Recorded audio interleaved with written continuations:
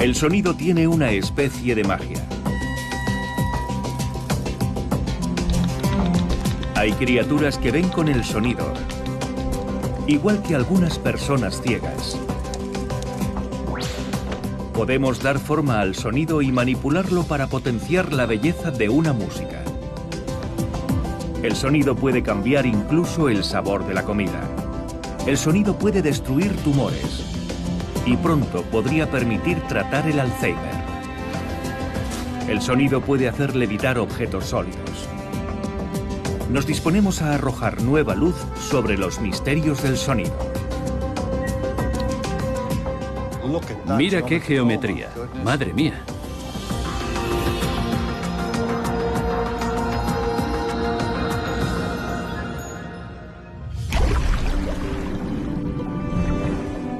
Cuando la gente trata de explicar lo que es el sonido, a menudo lo compara con las ondas concéntricas en un estanque, una serie de ondas de compresión en movimientos que irradian desde una fuente.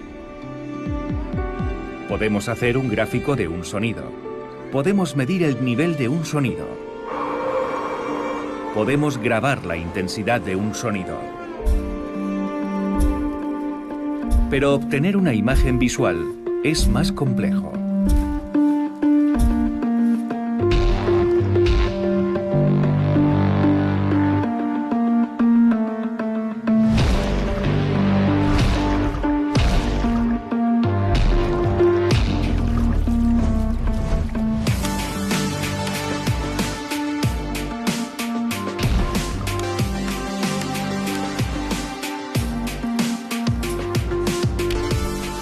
El sonido afecta a la materia de maneras inesperadas, un misterio en el que se está profundizando. La cimática es la ciencia del sonido visible. Solo hace falta una placa de metal. Espolvoreamos un poco de arena. Lo que vemos aquí es completamente informe. Dicho de otro modo, no hay ningún tipo de patrón. Ahora cogemos un arco de violín y tocamos la bandeja con el arco de violín. Como veis, aparece una hermosa estrella en la placa. Pues bien, este patrón que se acaba de formar es el sonido que se ha hecho visible. Es casi mágico. Y ahora mirad lo que pasa cuando hacemos vibrar la placa con un piano eléctrico.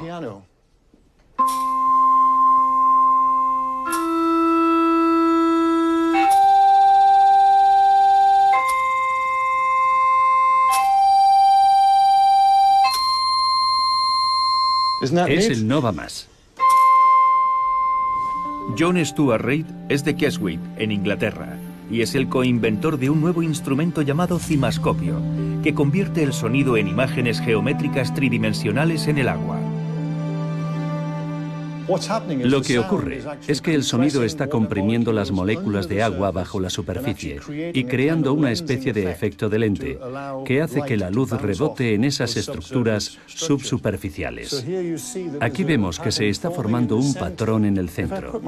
Si meto el dedo, podéis ver lo que ocurre, que el patrón se deshace por completo. El patrón ha desaparecido, se ha sumido en el caos. Si vuelvo a quitar el dedo y dejo que se reestabilice durante un par de segundos, podéis ver cómo el patrón vuelve a formarse. ¿Verdad que es interesante? Aquí tenemos el hermoso canto de la ballena jorobada.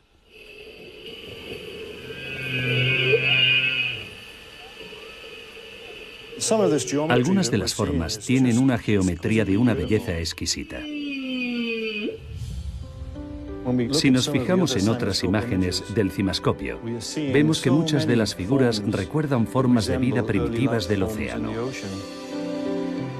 El cimascopio podría ayudarnos un día a determinar si se trata solo de una coincidencia fascinante o un auténtico avance en biología evolutiva. Al hilo de la evolución, el sonido se ha convertido en un sistema de alerta primario porque podemos oír el peligro antes incluso de verlo. Muchos animales utilizan el oído para evitar ser devorados. Funciona como una especie de monitor omnidireccional que registra todo lo que ocurre en nuestro entorno. El oído es el sentido que nunca duerme. El cerebro escucha incluso mientras soñamos. Cuando duermes no te despiertas con la mayoría de los sonidos. Pero pongamos que estás sintonizado con el sonido del llanto de un bebé. Si tu bebé llora, te despiertas porque tu cerebro ha aprendido que es algo importante para ti. El sonido atraviesa todas las defensas de las que dispones para proteger tu sueño y te despiertas. Pero a veces el sonido le juega malas pasadas al cerebro. Rebota de un lado para otro, causa ecos y convierte las palabras en una papilla informe. El ingeniero acústico Trevor Cox se gana la vida resolviendo los problemas causados por el sonido. Tengo un grado en física y siempre he sido músico. De esta forma puedo combinar mis dos aficiones, la música y la física. Cox graba sonidos en espacios insólitos. Aquí lo vemos con un dispositivo en forma de cabeza que simula el oído humano. Me fascina la forma en que la arquitectura cambia la música, la mejora, la embellece. A veces el objetivo es que la música suene mejor y otras que suene mejor la voz para facilitar la comunicación.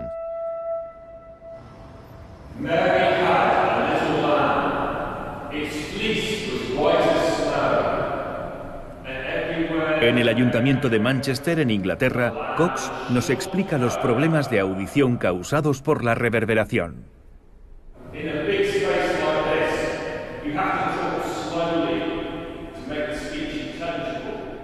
Cuando hablo en un edificio, el sonido de mi voz te llega junto con las reverberaciones del suelo, las paredes y el techo.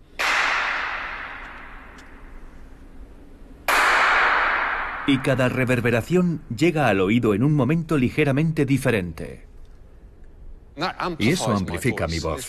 Es una de las razones por las que es muy fácil proyectar la voz en un espacio como este. Pero no para dar un discurso, porque las palabras se solapan, ya que cada palabra permanece en el aire y se fusiona con la siguiente haciéndola ininteligible. Para oír un ejemplo extremo de este fenómeno podemos ir a Pisa, en Italia, donde se encuentra una segunda torre menos famosa, el llamado Baptisterio de San Juan. Los cantantes de ópera hacen demostraciones de las extraordinarias propiedades acústicas del lugar, ya que las notas que cantan permanecen tanto tiempo en el aire que un cantante puede armonizar consigo mismo.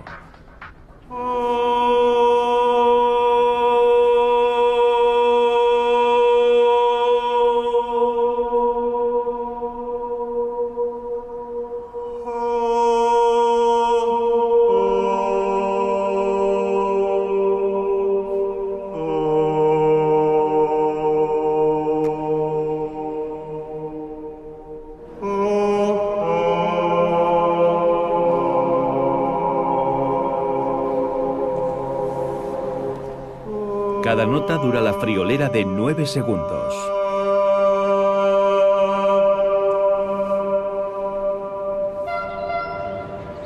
La acústica no es solo importante en el campo del entretenimiento. Pongamos que, por ejemplo, el sonido de una megafonía de una estación de tren nos llega embrollado.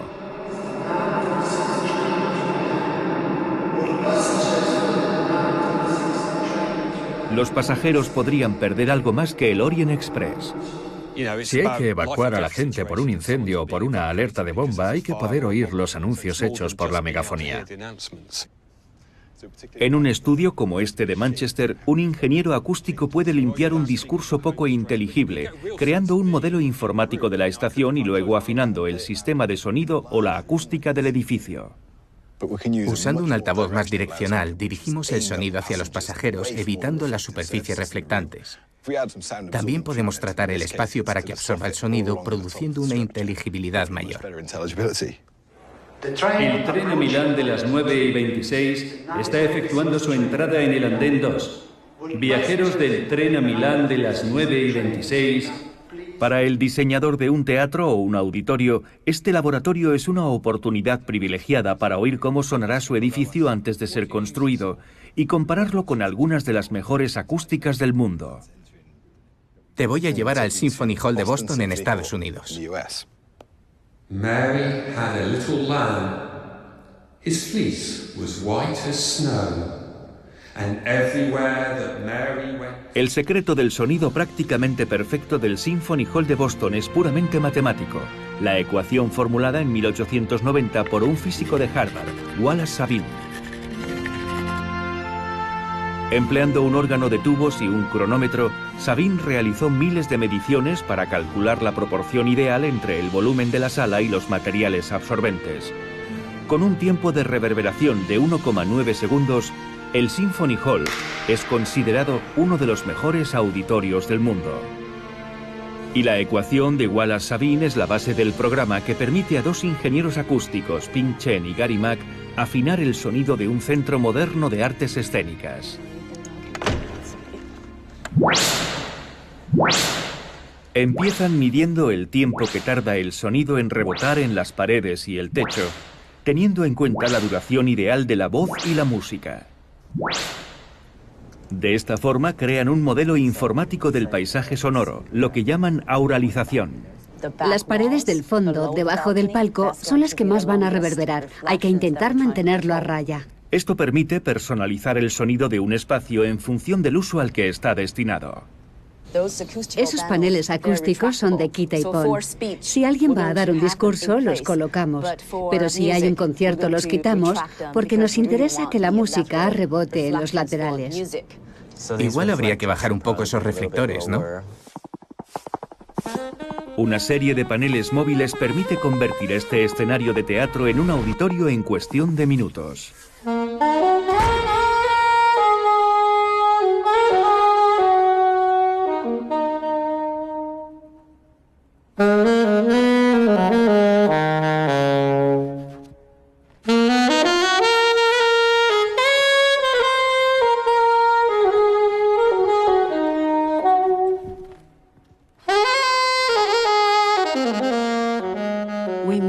Hacemos que el espacio suene como tiene que sonar.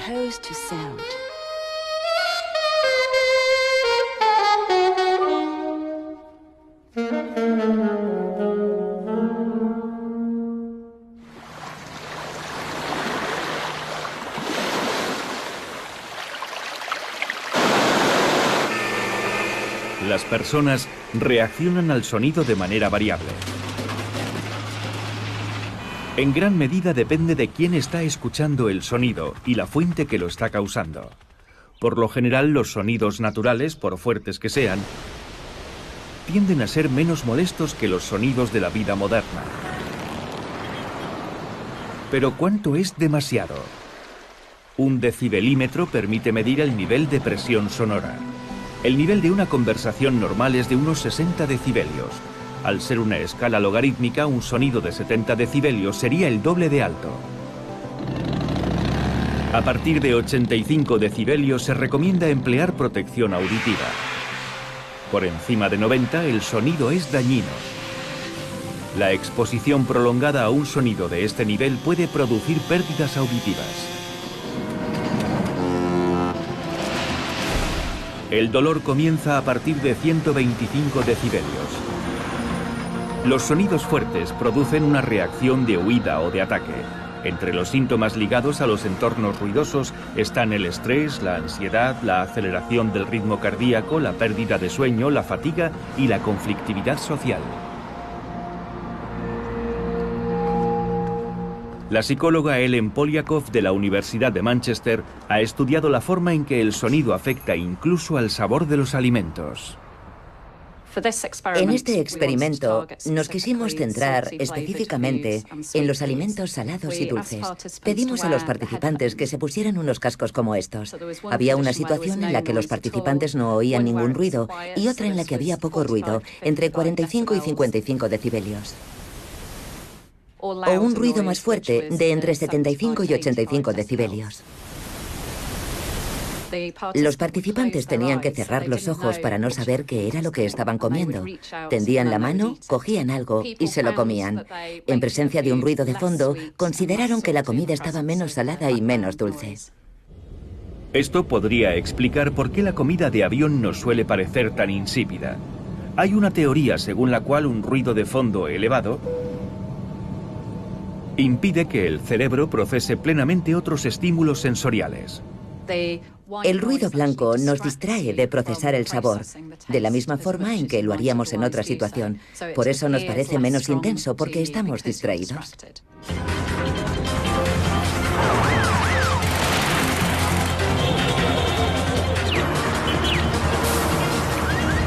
El volumen del sonido está cambiando constantemente en todas las ciudades del mundo.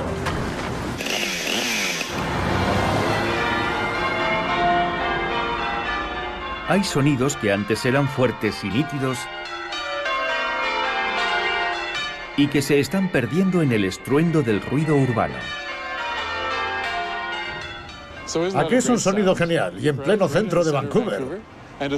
Barry Truax es profesor emérito de comunicación acústica en la Universidad Simon Fraser. Truax cree que es tan importante preservar los sonidos más emblemáticos de una ciudad, sus monumentos sónicos, como preservar sus monumentos visuales. Se ha propuesto medir junto a un equipo de investigadores la distancia desde la que se pueden oír las campanas de la Catedral del Santo Rosario. Teme que el estruendo de las calles esté ahogando los sonidos históricos de la ciudad. Todo comenzó a principios de los años 70 con el proyecto de paisajes sonoros del mundo. Un compositor canadiense que nos daba clase en la Universidad Simon Fraser, R. Murray Schafer, decidió crear un enfoque basado en los paisajes sonoros. La idea es crear monumentos sónicos o auditivos. Antes de nada, nos hizo plantearnos qué sonidos especiales había en la ciudad.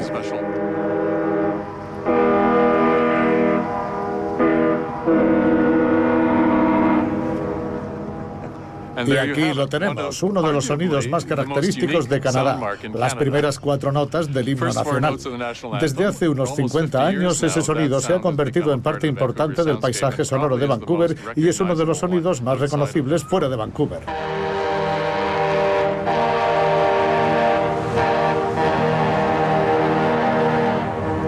Con su proyecto de paisajes sonoros del mundo, Murray Schafer creó un nuevo campo de investigación, la llamada ecología acústica. Fundamentalmente es una forma de etnografía auditiva. La idea es que se puede entender a una sociedad como lo haría un antropólogo, usando los oídos y no solo los ojos. Antiguamente estas campanas se podían oír en toda la ciudad. Ahora, aunque escuchemos atentamente, incluso aunque podamos ver el campanario, el sonido se pierde pasadas unas pocas manzanas.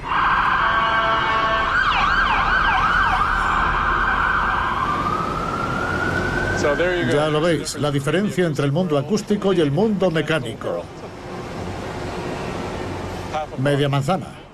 Hace 100 años podían decir que oían las hermosas campanas de la Catedral del Santo Rosario en la zona de Hillcrest y también en la zona sur de Vancouver. ¿Y sabéis a cuántos kilómetros están? Hace 100 años la Catedral del Santo Rosario era uno de los edificios más altos de la ciudad. Hoy está perdido en una jungla de cemento. Si efectivamente antes podían oírse las campanadas desde Hillcrest, que está a unas 40 manzanas, quiere decir que el perfil acústico de las campanas ha quedado reducido a una 10ª parte de lo que era antes. Pero esto es solo un detalle. Hace un siglo el sonido de las calles de Vancouver era completamente diferente. Las únicas imágenes de aquel periodo de las que disponemos, filmadas desde un tranvía en marcha, son mudas. Pero gracias a la misma tecnología empleada para crear las bandas sonoras de las películas, es posible recrear el sonido que tendría la ciudad en 1906, cuando las campanas eran nuevas. Intento que la gente entre en la escena, que viva la escena. Así que me dije, quizá lo mejor sea interpretar los elementos de la escena y ver qué escuchamos.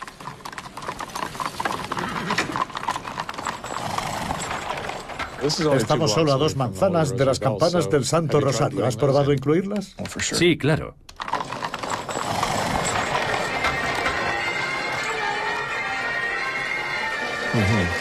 Ya veo. ¿Te das cuenta? Ahora son mucho más audibles. El tráfico no se impone tanto como hoy. Todo está a una escala muy humana. Eso que hacen los peatones de pasar corriendo delante del tranvía parece francamente peligroso. Claramente cuentan tanto con sus oídos como con sus ojos para saber lo que está pasando. Los sonidos son claros y nítidos y ya no están dominados por un único sonido como pasa hoy con el tráfico. La teoría de Truax es que las ciudades siempre han sido ruidosas, pero en aquel entonces era un nivel de ruido con el que se podía convivir. Dando un paseo por Venecia podemos hacernos una idea de cómo sonaban las ciudades antes de la Revolución Industrial. Una vez nos alejamos del rumor de los vaporetos y nos adentramos en los estrechos canales de la ciudad, los llamados ríos, podemos oír el mundo tal y como sonaba antes de la invención de la combustión interna. En vez de motores de gasolina y diésel, oímos voces y pisadas.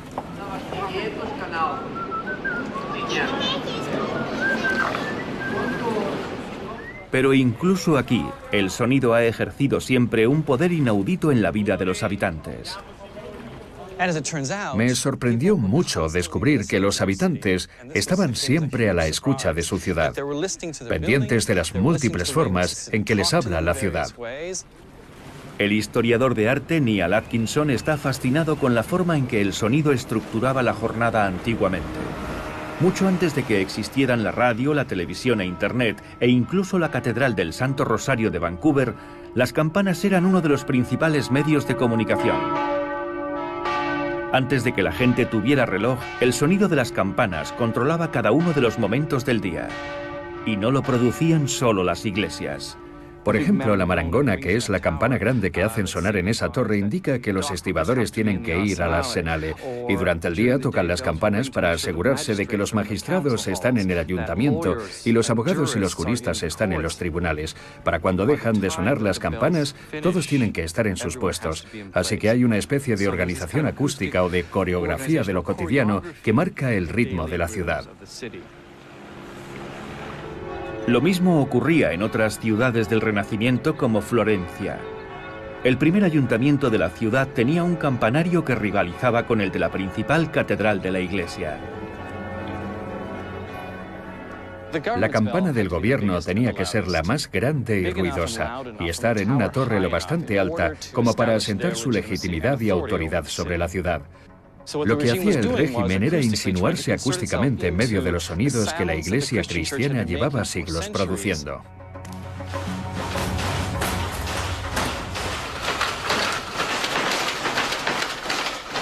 Pero el ayuntamiento y la iglesia no eran los únicos que querían controlar el sonido.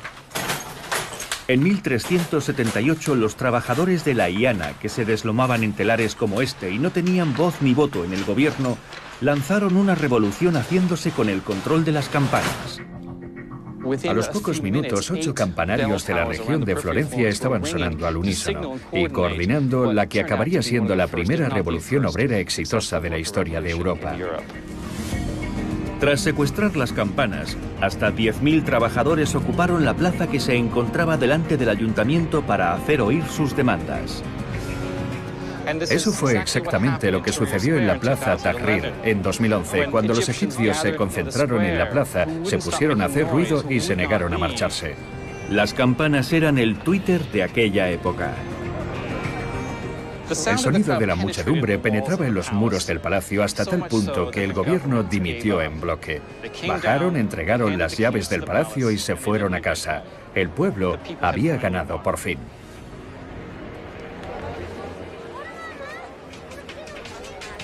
El ruido es un subproducto de la actividad humana. Así pues, el silencio o el uso de tecnologías más silenciosas se ha convertido en un lujo en el bullicio de nuestras ciudades. No se nos puede oír a distancia, tampoco se nos puede oler. Sheldon Rideout de Vancouver ha creado una compañía de paisajismo que no emplea una sola herramienta que funcione con gasolina. Antes usábamos motores de 2 tiempos y estábamos atrapados en un muro de sonido y una capa de polvo. Ahora solo acabamos cubiertos de polvo. Al principio, la nueva compañía de Rideout empezó a hacerlo todo a mano, hasta que cambió la tecnología. Ahora nuestro equipo eléctrico funciona con baterías de litio. Somos los Tesla de los cortacéspedes. Es cierto que el nuevo equipo sigue haciendo ruido, pero solo la mitad del que haría un motor de combustión interna.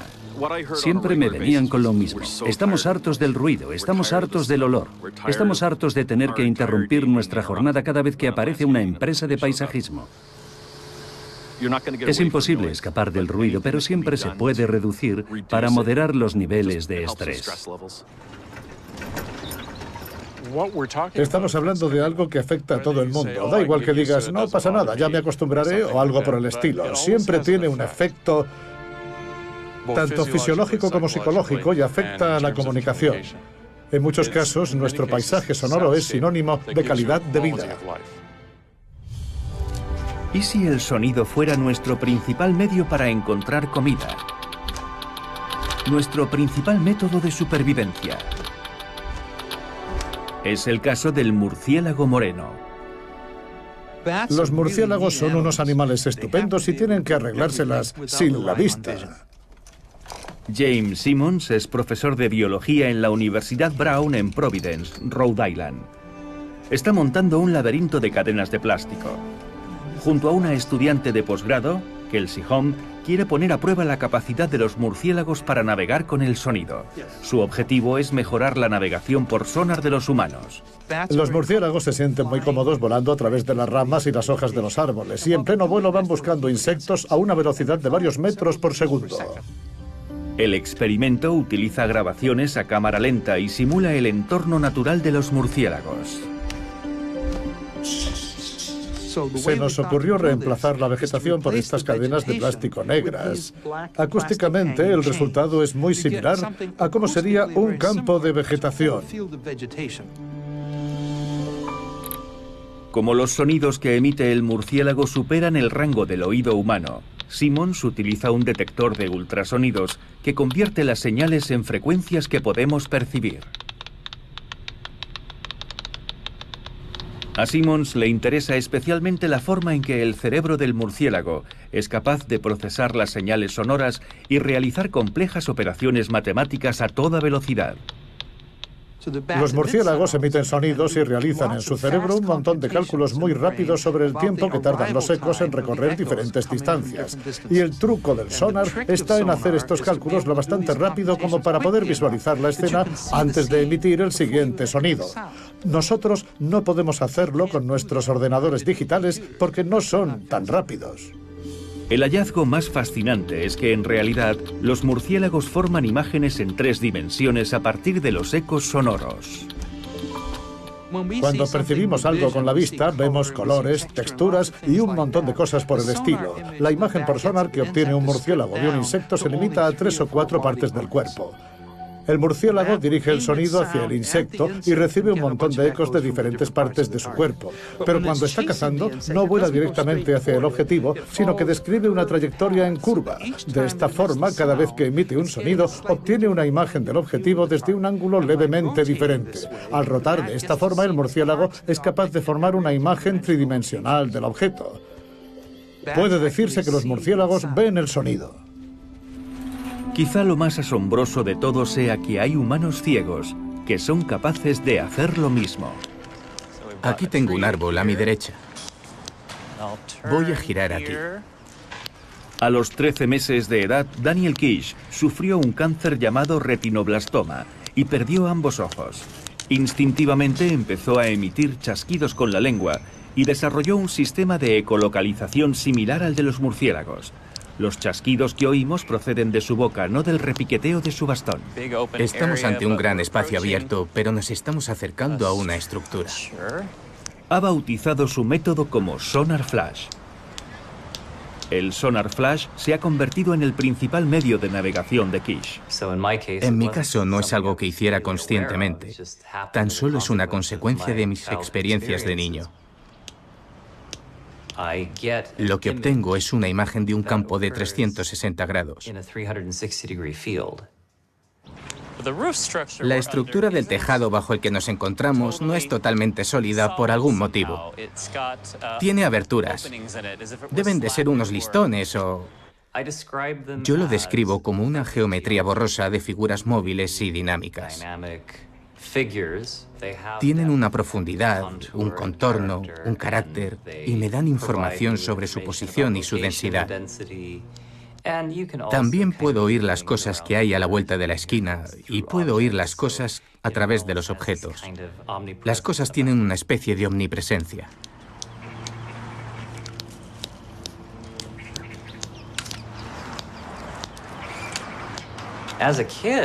De niño me convencieron de que no tenía nada especial.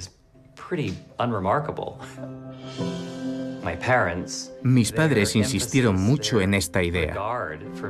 Eres un chaval como todos los demás. Le regalaron su primera bicicleta a los 6 años. Aprendí a moverme por el barrio chasqueando la lengua como un loco. Y si me estrellaba contra una farola, mis padres no le daban la mayor importancia. Estrellarte contra una farola es una faena, pero no tener ni siquiera la posibilidad de estrellarte contra una farola es un desastre. Montar en bicicleta a ciegas es una especie de número de circo que hace para concienciar a la gente sobre la capacidad del cerebro para adaptarse y el hecho de que somos capaces de hacer muchas más cosas de las que pensamos.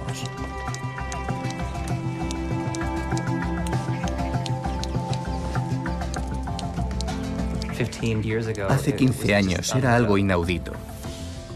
Si cerráis todos los ojos un momento, podéis aprender cómo funciona el sonar flash. Y ahora hay científicos estudiándolo, instructores que quieren enseñarlo e invidentes que quieren aprenderlo. Poder navegar cómodamente en cualquier entorno y bajo cualquier circunstancia. No hay nada más fundamental para la libertad. Le pedimos que nos hiciera un dibujo recreando de memoria cómo se imaginó el lugar basándose exclusivamente en el sonido de sus chasquidos. Aquí voy a dibujar una rayita y... Nunca había puesto los pies en este pabellón hasta hoy. Y luego había otra columna aquí en medio. Estáis poniendo a prueba mi talento artístico, ¿eh? ¿Qué? ¿Digo tachán? ¿Tachán? La precisión de la imagen es asombrosa. Esto demuestra que, efectivamente, se produce un proceso de formación de imagen, solo que usando el sonido en vez de la luz, para crear las imágenes. Vale. Pues tenía razón sobre lo del tejado. Así pues, los humanos pueden ver con el sonido igual que los murciélagos. Pero los murciélagos tienen una ventaja, no les afecta el sonido. Volvemos a la Universidad de Brown en Providence, donde el profesor Simmons nos explica que los murciélagos viven habitualmente en un mundo muy ruidoso. Los sonidos de sonar de muchos murciélagos tienen un rango de entre 120 y 130 decibelios. Si hay 50 murciélagos volando a la vez en el mismo espacio reducido, todos ellos se verán expuestos a esos sonidos tan intensos. Sin embargo, no parece que sufran las pérdidas de oído que suele inducir el ruido como nos pasaría a nosotros. Y tenemos que averiguar cómo consiguen protegerse.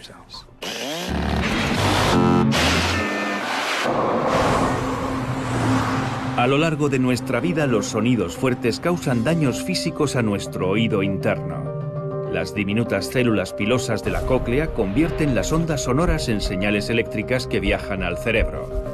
Las células más proclives a padecer daños causados por el ruido son las encargadas de amplificar los sonidos más tenues.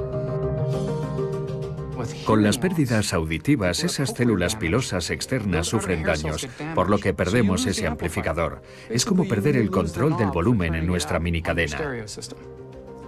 Pero las pérdidas auditivas causadas por el ruido son solo parte del problema.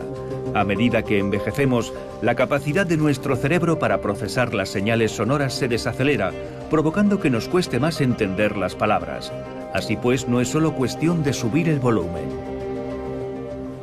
Nuestro sistema auditivo es capaz de detectar pequeños huecos en el discurso o pequeños huecos en el sonido. Un ejemplo corriente es la diferencia entre las palabras asa y hasta.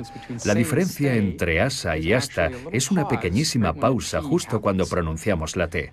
Aquí tenemos unos electroencefalogramas que grabamos colocando unos electrodos en el cuero cabelludo del sujeto. A la derecha hay una pausa de 16 milisegundos que refleja el hueco de la T cuando procesamos el sonido hasta. Con las pérdidas auditivas debidas a la edad, estos huecos se vuelven más difíciles de detectar, de tal forma que las T's y otras consonantes pierden su nitidez. O sea, que oímos la A, la E, la I, la O y la U, pero nos cuesta distinguir las consonantes que rodean estas vocales. En la Universidad de Tampa, un equipo de científicos está probando un nuevo fármaco que podría resolver este problema. En un estudio que comenzaron realizando con ratones, han descubierto que el fármaco puede mejorar la percepción del sonido estimulando los canales nerviosos del cerebro. Hay unos pequeños canales que procesan el potasio y las neuronas requieren una concentración adecuada de potasio. El nuevo fármaco aporta potasio a estos canales que procesan el sonido. A medida que nos hacemos mayores, el número de canales se reduce. Y este fármaco aumenta la actividad o el rendimiento de los canales restantes. Ahora le vamos a efectuar unas cuantas pruebas electroencefalográficas. Tras el éxito de las pruebas realizadas con ratones, la Administración de Alimentos y Medicamentos de Estados Unidos aprobó una segunda fase de pruebas clínicas con seres humanos. Lo que haremos será colocar un casco de electrodos al sujeto y someterlo a una serie de sonidos de distintas fuentes. Queremos ver los cambios que se producen en el proceso central de audición. El proceso de criba de pacientes potenciales para probar el fármaco se centra en sujetos que tienen dificultades para detectar esos huecos en el sonido. Pacientes a los que les cuesta oír las consonantes y entender ciertas palabras, sobre todo en un entorno ruidoso. Cuando oiga el pitido agudo, le voy a pedir que le dé a la barra espaciadora. ¿De acuerdo? Y es que el fármaco está ideado para hacer que las palabras sean más claras, no más altas. Ese es el objetivo ideal de nuestro estudio. Conseguir mejorar su capacidad de descifrar las palabras, de entender lo que se les dice en entornos ruidosos. En el futuro, una pastilla podría reparar las pérdidas auditivas. El futuro del sonido casi parece mágico. Las ondas sonoras emitidas por un grupo de altavoces pueden hacer levitar objetos sólidos. Concentrando el sonido en direcciones opuestas, los investigadores han logrado crear lo que se conoce como ondas estacionarias, que pueden mantener un objeto suspendido en el aire. Los gráficos flotantes en 3 dimensiones, la microgravedad y la investigación farmacológica son solo algunas de las posibles aplicaciones futuras. El sonido ya ha transformado la medicina. Por ejemplo, cuando los investigadores del Hospital Brigham de Mujeres de Boston combinaron un escáner de resonancia magnética con un dispositivo de ultrasonidos. Nadie ignora que las ecografías se utilizan como herramienta de imagen para las parejas que esperan un bebé. Este equipo está usando el sonido para extirpar tumores. Es un tipo de cirugía que no requiere practicar un solo corte ni derramar una sola gota de sangre. Nos disponemos a iniciar el tratamiento. Vamos a tratar su fibroide uterino. Concentramos el haz de ultrasonidos en el tejido, de la misma forma en que concentraríamos los rayos del sol con una lupa. De esta forma, las ondas sonoras causan una vibración local de las moléculas del tejido. Ese movimiento produce un calentamiento local, y ese calentamiento puede matar las células de la zona. La contribución clave de la resonancia magnética a este tratamiento es la termometría. Es la única herramienta de imágenes con esta propiedad. De esta forma podemos ver en tiempo real los cambios en la intensidad de las señales. Aquí en esta zona se ha vuelto blanca, lo que indica que la energía se está depositando dentro del fibroide. Superando los 55 grados centígrados, las células están muertas. Pero esto es solo el principio. Los ultrasonidos concentrados guiados por resonancia magnética pueden acabar con los dolores causados por el cáncer de hueso. Se están llevando a cabo ensayos clínicos con el cáncer de próstata, el de mama y muchos más. El ensayo clínico más apasionante que se está llevando a cabo ahora mismo se propone erradicar el temblor intencional. El temblor intencional ocurre cuando un paciente padece temblores en la mano y se vuelve incapaz de escribir o comer. Y con esta técnica, enfocada a la parte correcta del cerebro, se pueden atajar inmediatamente esos temblores. Gracias a esta técnica, ahora se puede usar un transductor para enviar ultrasonidos al cerebro de forma no invasiva. Y eso tiene una serie de ramificaciones de lo más apasionantes. Por ejemplo, en Brisbane, Australia, se está probando otro tipo de ultrasonido para tratar a los pacientes con Alzheimer.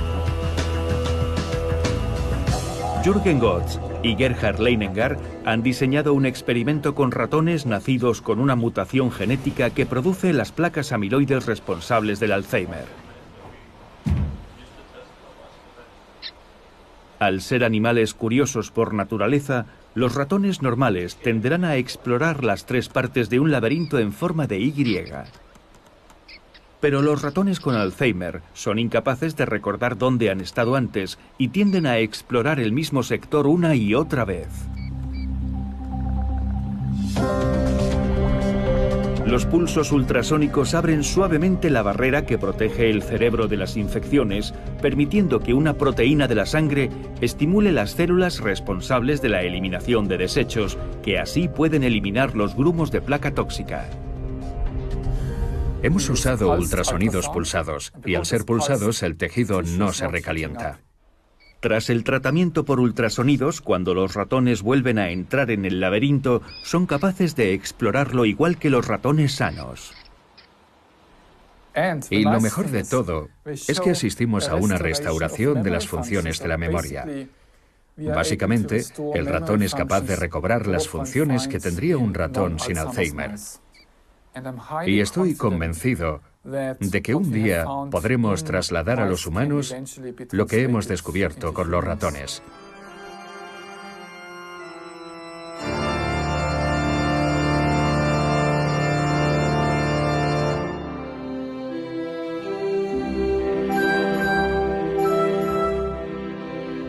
Así pues, hay sonidos que no oímos que curan enfermedades.